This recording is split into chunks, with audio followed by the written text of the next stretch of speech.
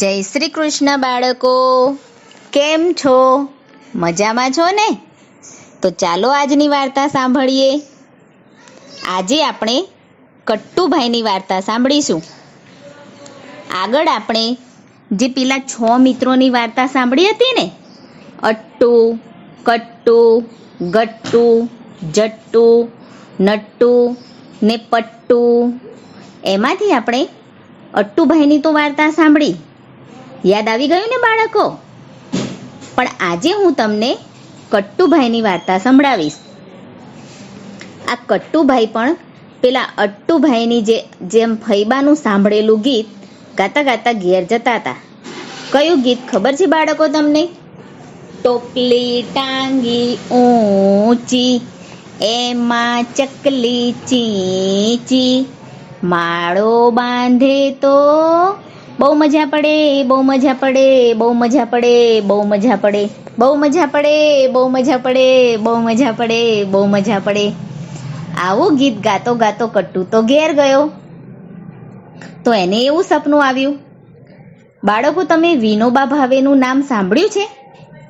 આ વિનોબા ભાવે નાના હતા ને ત્યારે એમને ચેસ રમવાનું બહુ ગમતું હતું. તો પછી એમને છે ને રાત્રે સપનામાં ચેસ આવે. આવું છે બાળકો, જે આપણને બહુ ગમી જાય ને એ રાત્રે આપણા સપનામાં આવે. જોજો બાળકો, આજે તમને આ ગીત બહુ ગમી ગયું હશે ને તો એ પણ તમારા સપનામાં આવશે. આપણે બધા ભેગા મળીને આ ગીત ગાતા હઈશું કે ટોપલી ટાંગી ઊંચી, એમાં ચકલી ચીંચી, માળો બાંધે તો બહુ મજા પડે, બહુ મજા પડે, બહુ મજા પડે, બહુ મજા પડે, બહુ મજા પડે, બહુ મજા પડે, બહુ મજા પડે, બહુ મજા પડે. એમ કરીને આપણે બધા ગાતા હઈશું. તો આ કટ્ટુને પણ એવું સપનું આવ્યું. સપનામાં શું આવ્યું ખબર છે બાળકો તમને? એક મોટો જબરો કબાટ હતો. એ કબાટની ઉપર ચક્કીબેન અને ચક્કાભાઈ બેઠા હતા. બેઠા બેઠા વાતો કરતા હતા. ચક્કાભાઈ બોલ્યા કે હવે આ બધા આજકાલના માણસો બહુ સુધરી ગયા છે. બહુ સુધરી ગયા છે. પહેલાં તો એ લોકો છે ને દિવાલમાં મોટી ખીલી મારતા હતા ને એ ખીલીમાં ફોટાઓ ટાંગતા હતા. પછી નીચે 2 ખીલી મારી હોય એની ઉપર ફોટાઓ ટેકવતા હતા. એટલે પાછળ જે જગ્યા પડે ને ખાલી, એમાં આપણે સરસ મજાનો આપણો માળો મૂકી શકતા હતા. હવે આપણે એવું નથી કરી શકતા, કેમ કે આ લેમિનેશન કરીને આ ફોટા ચપોચપ દિવાલની સાથે લગાવી દે છે. એટલે આપણે ફોટાની પાછળ માળો નથી મૂકી શકતા. ચક્કીબેન બોલ્યા, સાવ સાચી વાત છે, સાવ સાચી વાત છે. પહેલાના માણસોના ઘરમાં તો છે ને અભરાઈ હતી. બધાના મકાનોમાં અભરાઈ હોય અને આ અભરાઈ પર આ બધા લોકો મોટા મોટા તપેલા મૂકતા અને તપેલા પણ અધૂકડા મૂકે, એટલે એમાં આપણે માળો મૂકી શકતા હતા. પણ હવે તો આ લોકોએ આ અભરાઈ પણ કાઢી નાખી. હવે તો આ બધા માણસોએ રસોડામાં તો નવીન જુદી જુદી જાતના કબાટો બનાવી નાખ્યા. જેવી રસોઈ બની નથી કે તરત જ વાસણ ને બધા મસાલાના ડબ્બા ને બધું આ કબાટની અંદર જતું રહે અને કબાટનો દરવાજો તો બંધ થઈ જાય. એટલે આપણે તો ક્યાં માળો મૂકવો? ચકાભાઈ બોલ્યા, ચાલો ચક્કીબેન, આપણે કોઈક બીજાના ઘરે જઈએ. આ માળો મૂકવા માટે જગ્યા તો શોધવી જ પડશે ને.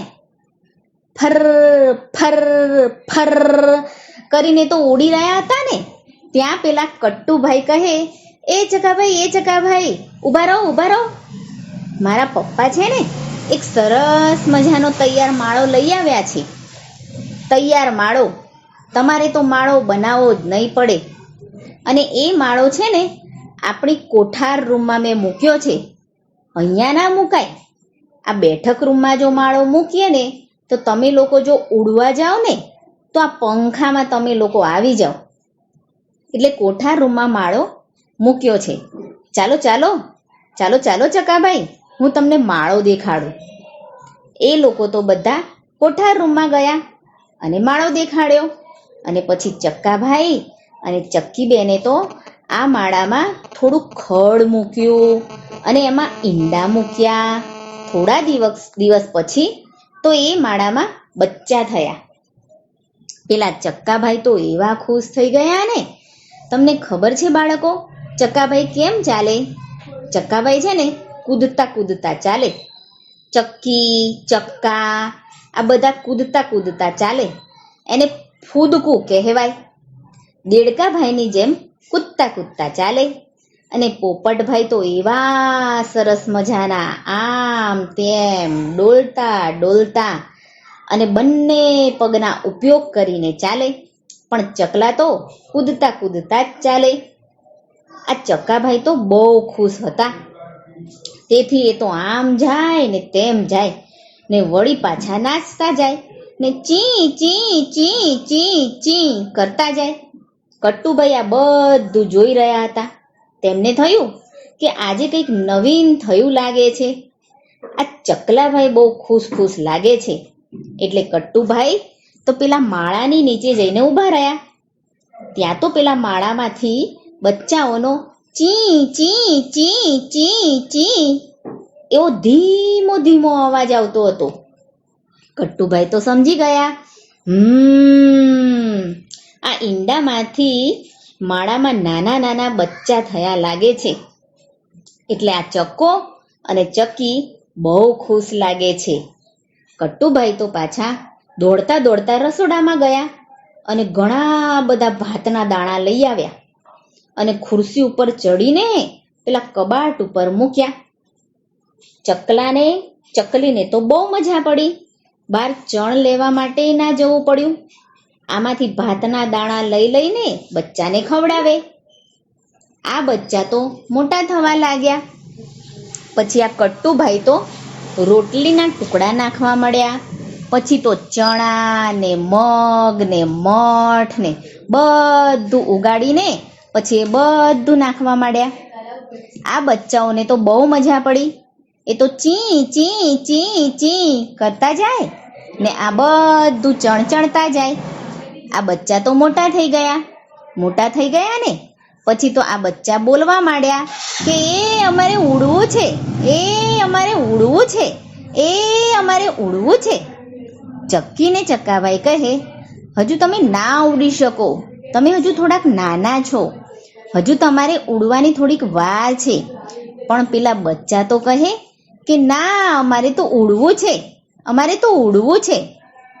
બચ્ચાએ તો જીદ પકડી અને એમાંથી એક બચ્ચું તો ઉડ્યું, ફર ફર કરતું ઉડ્યું.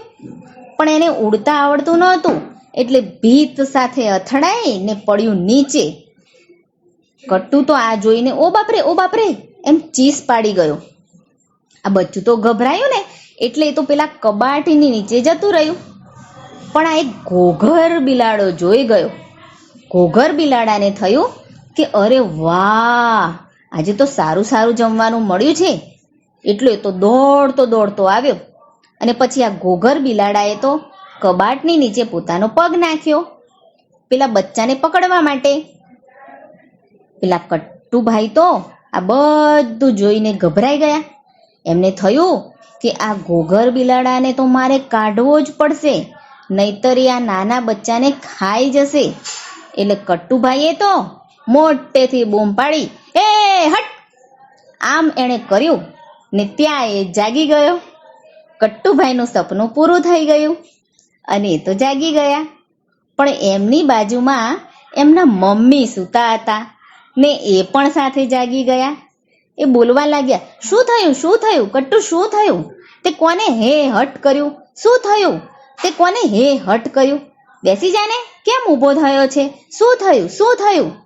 એટલે પેલા કટ્ટુભાઈએ કહ્યું કે થયું તો કાંઈ નથી, પણ થયા વિના થયું તો થયું હોત તો શું થાત?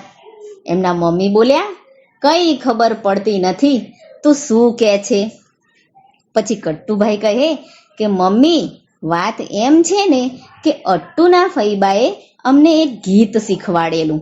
એ ગીતમાં એવું આવતું હતું કે ટોપલી ટાંગી ઊંચી, એમાં ચકલી ચી ચી, જો માળો બાંધે તો બહુ મજા પડે, બહુ મજા પડે, બહુ મજા પડે, બહુ મજા પડે, બહુ મજા પડે, બહુ મજા પડે, બહુ મજા પડે, બહુ મજા પડે. એ ગીત ગાતો ગાતો હું સૂઈ ગયો હતો ને, એટલે મને એનું સપનું આવ્યું ને એમાં પેલી ટોપલીમાં ચક્કીને ચક્કાએ ઈંડા મૂક્યા, એમાં બચ્ચા થયા, એમાંનું એક બચ્ચું ઉડ્યું, ઉડીને નીચે પડ્યું, કબાટને નીચે ભરાઈ ગયું, ઘોઘર બિલાડો આવ્યો એને ખાવા માટે. આમ એણે અંદર હાથ નાખ્યો અને હું હે હટ એમ કરતો હતો. હવે સારું થયું ને કે આ તો સપનું હતું, નહીતર ઘોઘર બિલાડો આ બચ્ચાને ખાઈ જાત. એટલે હું કહું છું કે થયું તો કાંઈ નથી, પણ થયા વિના થયું તો થયું હોત તો શું થાત. કટ્ટુભાઈના મમ્મી પણ હસવા લાગ્યા અને કટ્ટુભાઈ પણ જોર જોરથી હસવા લાગ્યા. પણ એને બહુ હાશ થયું કે હાશ આ તો એક સપનું હતું, નહીતર આ નાના બચ્ચાને પેલો ઘોઘર બિલાડો ખાઈ જાત. બાળકો, તમને આ વાર્તા ગમી? તો પછી તમારે શું કરવાનું?